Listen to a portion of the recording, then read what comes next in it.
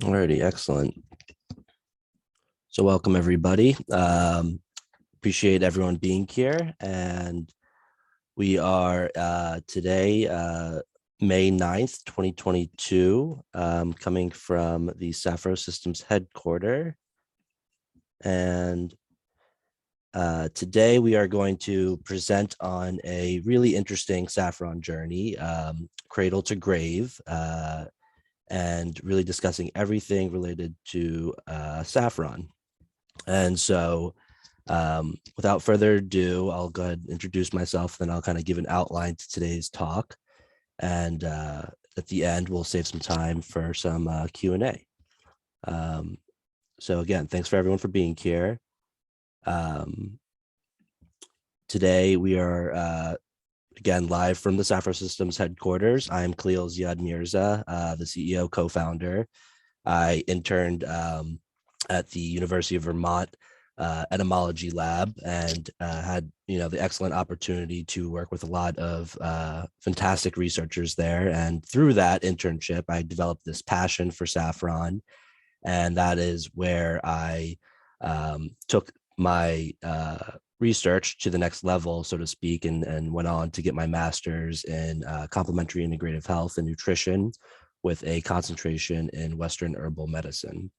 And so that's how I kind of landed here, starting up this company to help empower farmers to produce saffron for a growing world population in an ever-changing climate.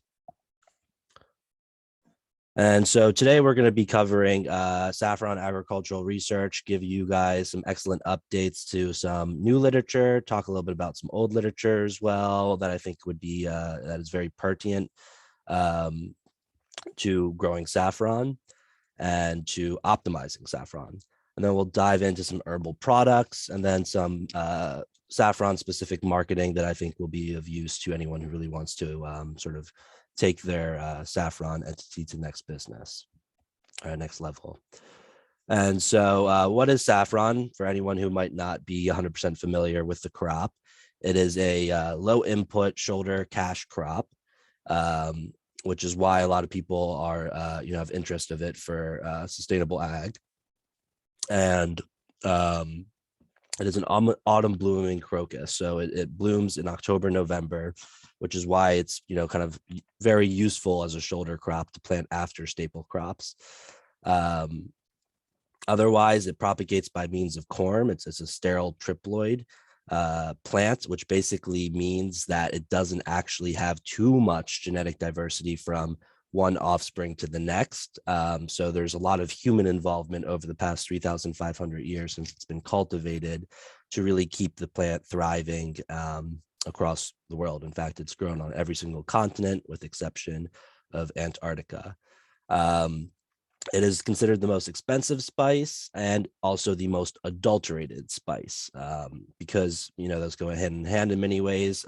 People who want to fraud the market and not necessarily have to pay the most to, bring a large bulk quantity to market, they will, go ahead and mix lesser grade material, cheaper material, or absolutely different material into saffron in order to increase the bulk weight, but at a cheaper cost. And of course, it is considered a medicinal plant, which we'll touch on later in this talk. So there's excellent research regarding, what is optimal sowing depth, density, and spacing, of course, thus between corms and between rows. Here I summarize a pretty excellent foray into different countries and what they do regarding planting methods, depth and density. This is actually a summary that both Arash Galago-Gabahani, my former research advisor, and I worked on. And that has yet to been formally published with American Herbal Pharmacopoeia, but this is from that monograph that is still in the works. With that said, the most common practice for sowing techniques is 6 inches deep, 3 inches apart. Of course, there are variations to that, as you can see here from this excellent study from 2015. The general rule of thumb is as the size of the corm, both by means of weight and circumference, increase, the general rule of thumb is that you don't necessarily need to plant it um, as shallow. You can plant it at a greater depth and still get the same effect with regards to flowering and with regards to offspring corm development. Now, sowing technique is going to be very, very incumbent upon what you want to optimize for. So for example, if people are trying to get into, and by people I mean growers, are trying to get into the business of selling corms more specifically, then a lower planting density will be more useful. And here we cite 50 to 100 corms per meter squared planting density. And if you were to want to optimize for flower and stigma, you would probably want a higher density planting, especially in the first few years, where research has certainly shown that in the first few years, high density planting will offset the lack of flowering capacity of the original mother corms. And of course, as you get more offspring corms over the years, you don't necessarily have that issue of lower flowering rate, and so you can decrease the density. But for flower optimization, 100 to 200 corms per meter squared is going to be a density planting that is seen as useful for flowering. And just to kind of touch on a couple things here with regards to different countries and how they growers in those countries tend to approach sowing techniques. Depending on the climate, the amount of rain, or how arid the area is, you're going to have different techniques that are applicable to that area. So throughout this whole talk, I will specify that you really want to take this information and kind of play around with it in the perspective of your growing area. Because of course, not everything is going to work in 100% the similar way across every single country, but similar, takeaways can be made. And so just to, show some examples here, in India, furrows are typically used, and they add drainage channels in between rows. And you can see the depth and density that they plant here. Rather, the density is not included. The information was not present in these studies. And in Iran, they also do furrows, but they also do, multi-hole rows, which I find very interesting, where you'll have multiple corms planted in one hole, which actually makes picking the flowers much easier. And of course, in the first year or two or three, actually, that can help with flowering because you're offsetting again that issue of low flowering rate due to the mother corms. And you're actually getting a higher density, which means you'll get more flowers per area, right? And of course, you can see some other differences there. But generally speaking, a lot of people use and rely on 6 inches deep and 3 inches apart. And so optimizing irrigation. I thought this study was very interesting. This is from 2016, based out of Iran. So again, this is going to be a little different for folks who are in a climate where, autumn rains, spring rains are a little bit more prevalent. You might not necessarily have to add any extra irrigations to your production, but in this particular study, the most significant result that at least I found was that 4 different irrigation rounds, so in August, October, November, and April, actually resulted in a statistically significant greater number of flowers, dried stigma, and because of that, we can kind of suggest to some degree that making sure we get at least 4 irrigations in throughout a life cycle of saffron. And again, while this is in Iran, there have been other studies that have also shown that 4 irrigations are, optimal for saffron growth. And so those tend to fall as listed here. autumn irrigation to induce flowering.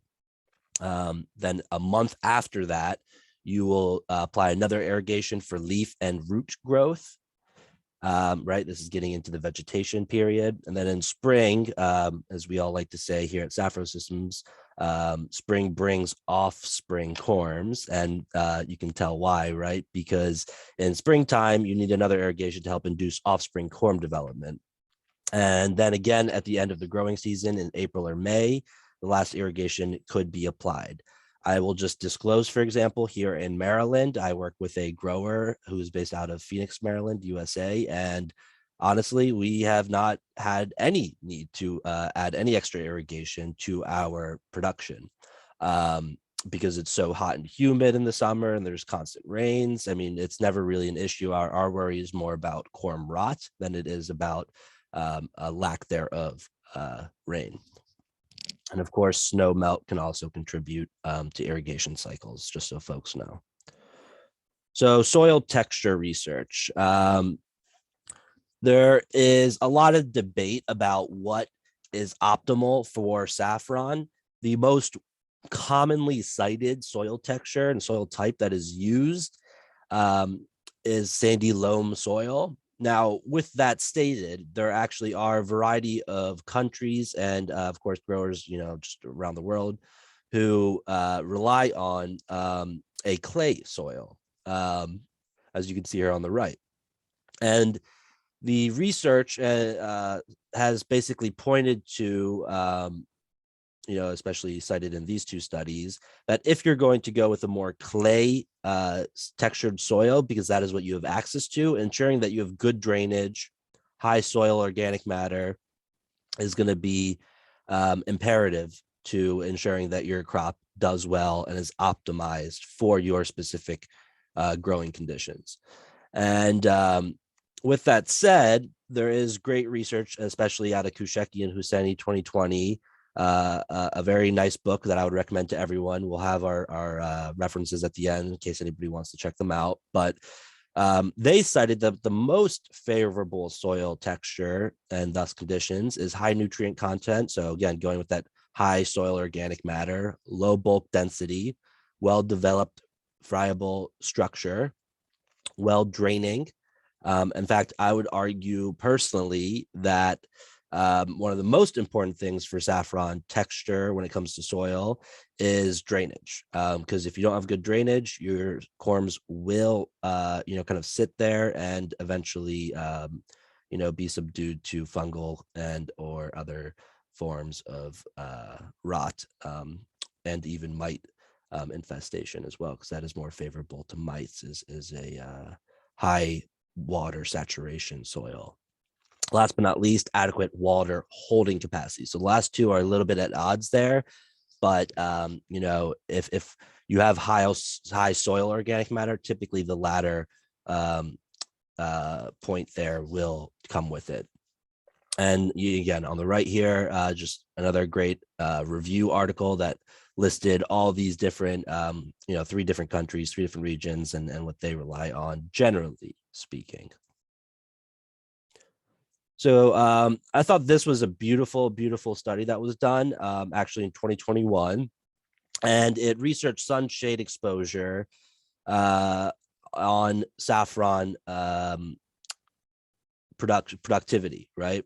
And so I want to kind of, give a perspective here on why this research was so eye-opening to me, at least, is because there is a lot of discussion about how, again, if we recall one of our earlier slides, saffron is this low input shoulder cash crop. And so really taking advantage of the fact that it doesn't need, and in fact, according to this research study, does better in more shade exposed environments rather than full sun is quite interesting. And it certainly paves the way to perhaps optimizing unused space or harder to use space in a variety of parts of your farm that other crops simply would not do well in.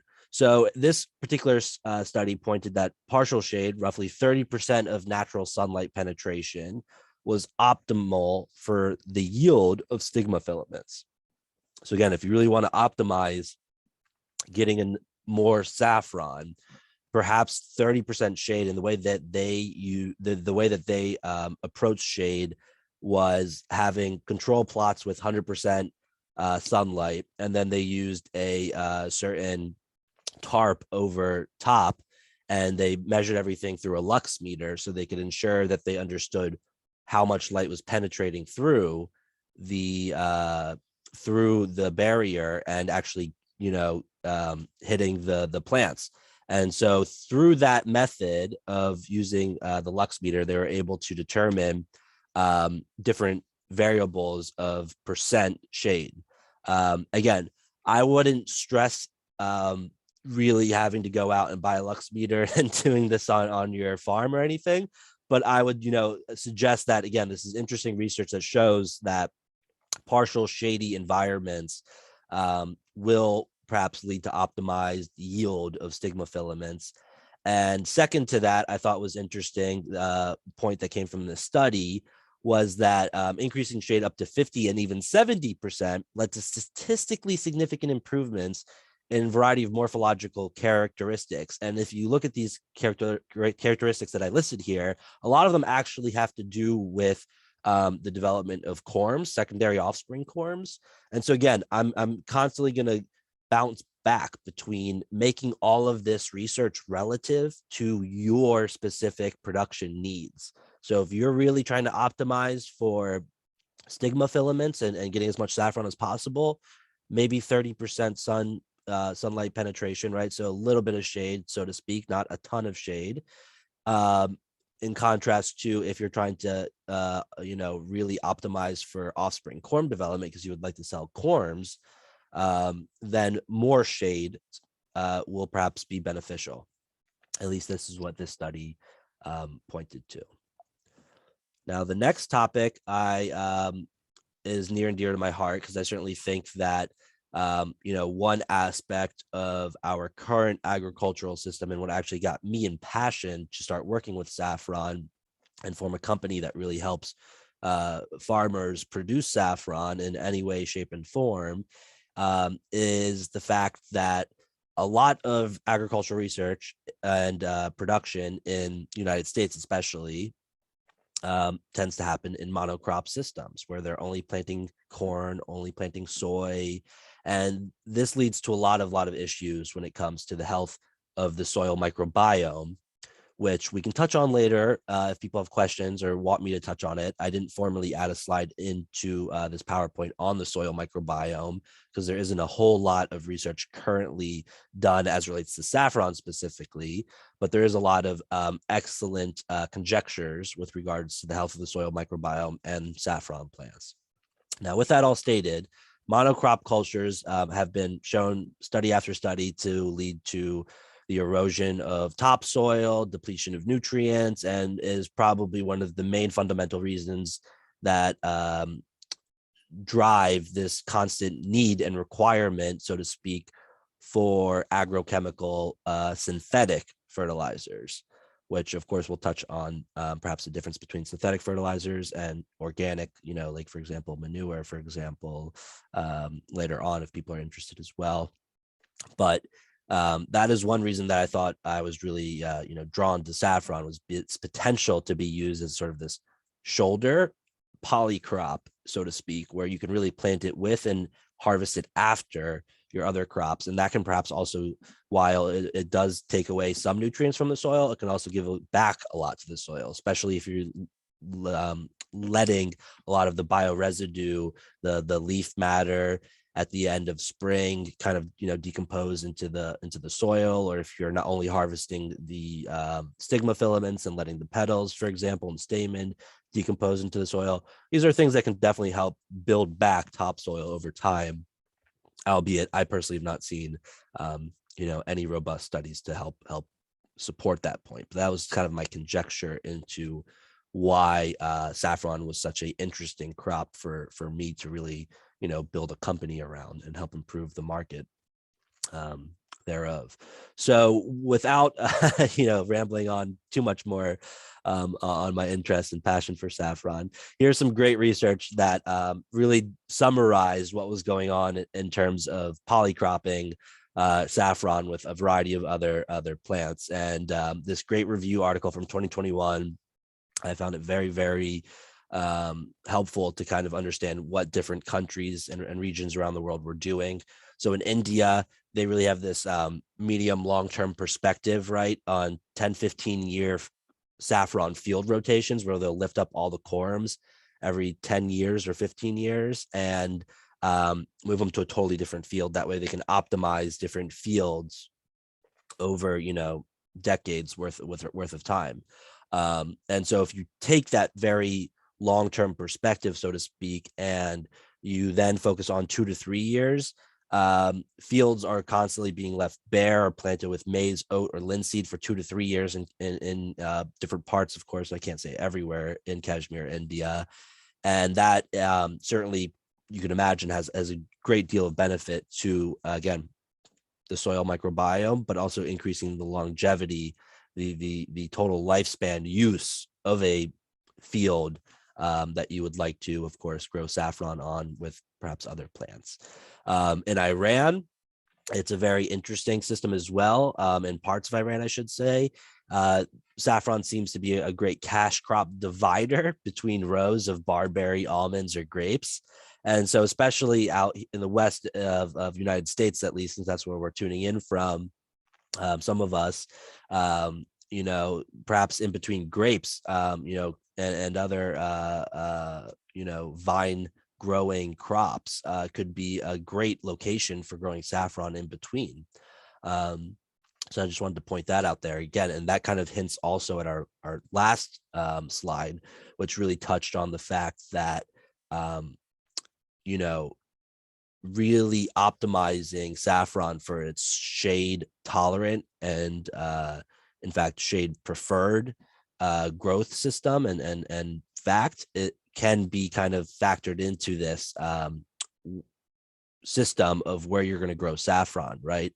Not too many other crops would grow well under some of these more vine-like plants where, they're kind of shading everything around them, or at least under them, right? But saffron is one of those things, one of those plants that certainly can, take advantage of that facet. In central Italy, we have rotations with legumes and wheat, and faba bean crop rotations with saffron as well has been found to enhance stigma filaments and corm output. And I love this last one here. Black cumin seeds and chamomile have been successfully polycropped with saffron. Black cumin seeds are great medicinal, and I can certainly speak on, its medicinal qualities for a variety of ailments that, I've come aware of throughout my herbal focus in my master's program and now in my clinical practice rotations. And last but not least, I thought this was interesting. Again, kind of ties back into this huge ongoing theme that we'll kind of touch on, which is this soil microbiome health. After 15 years of monocrop cultivation of saffron and with poor agronomic practices, 46% of the soil in saffron fields were found to be contaminated with harmful fungi that increase the likelihood and frequency of corm rot diseases. Again, that came out of this review study here at the bottom.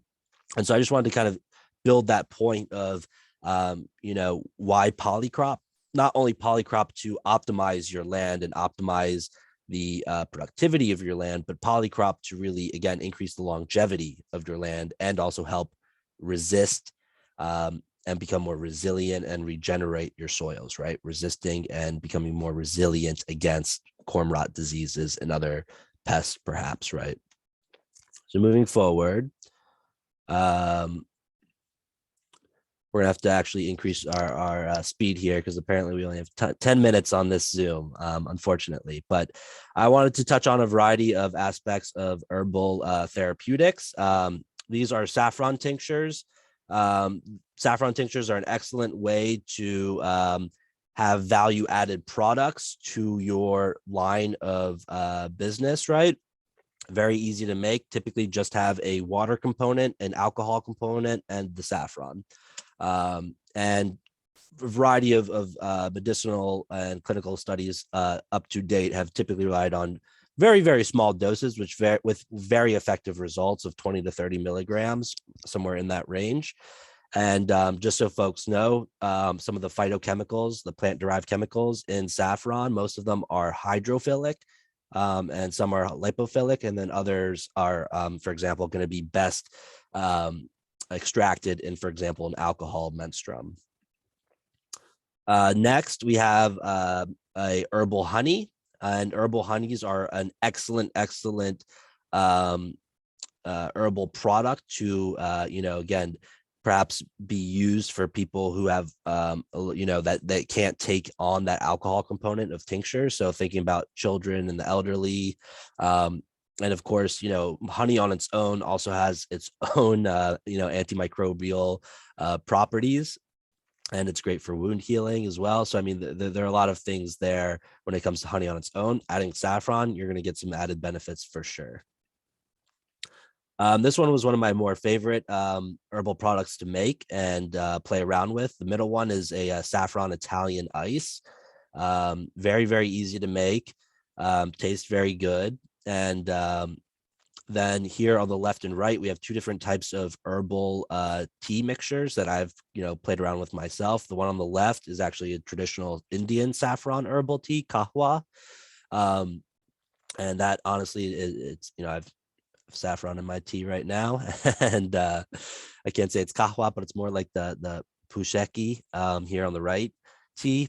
But, please play around with it. And, there's so many different herbal tea mixtures that could be relevant to, including saffron in it.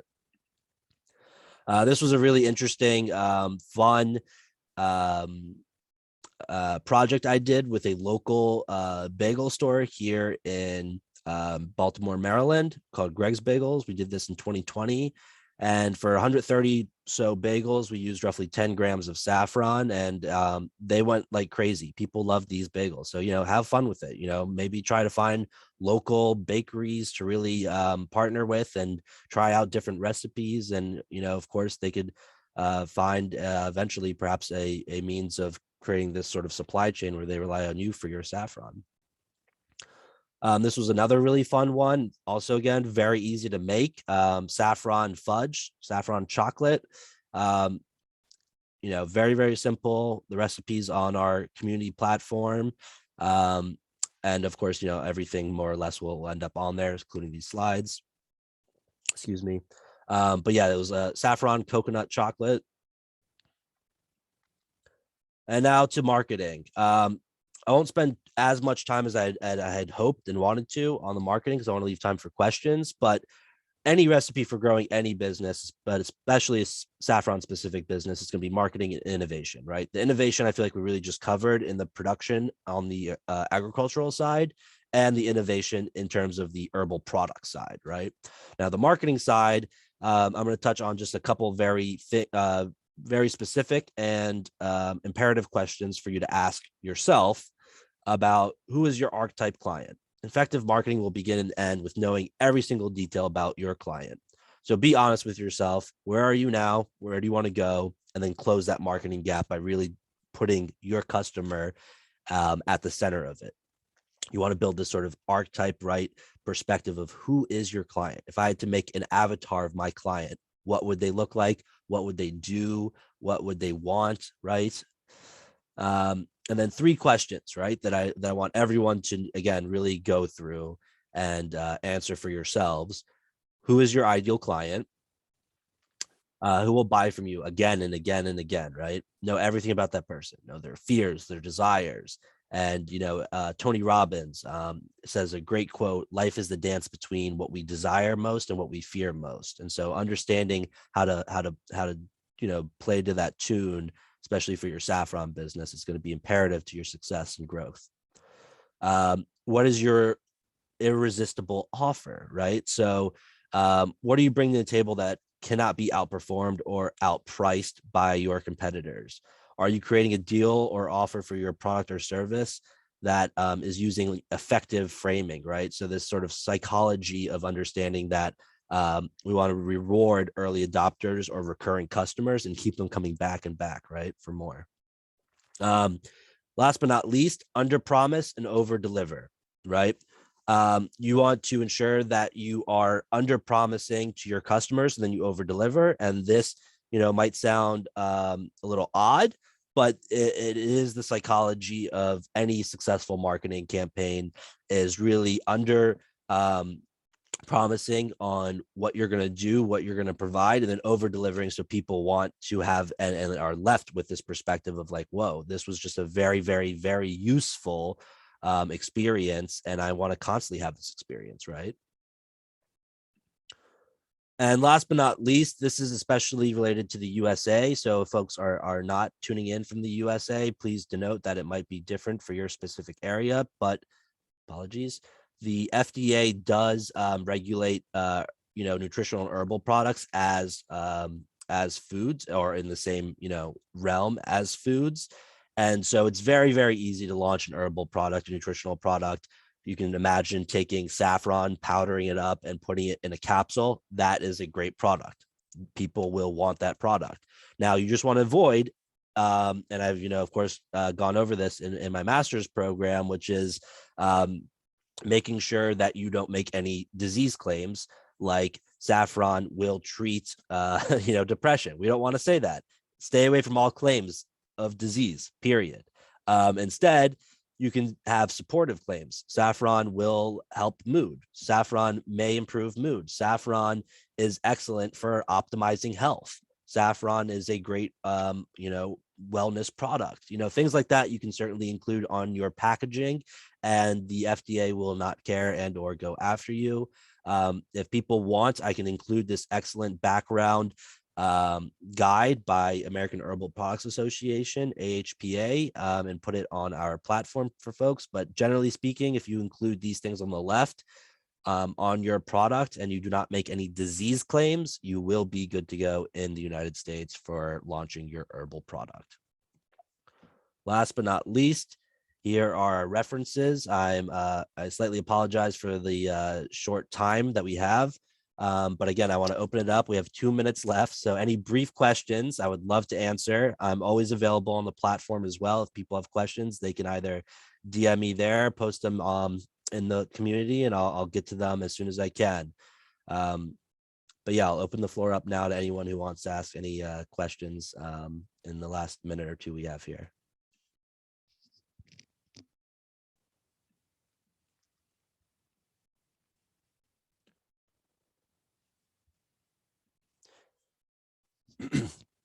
And much obliged for everyone for attending as well. I certainly appreciate your time today.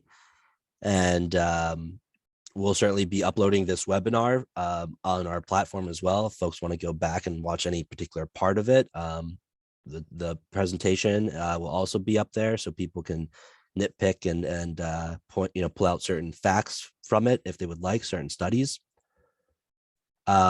Yes, Michelle, I will certainly have a copy out there on the platform, and everyone will have access to it.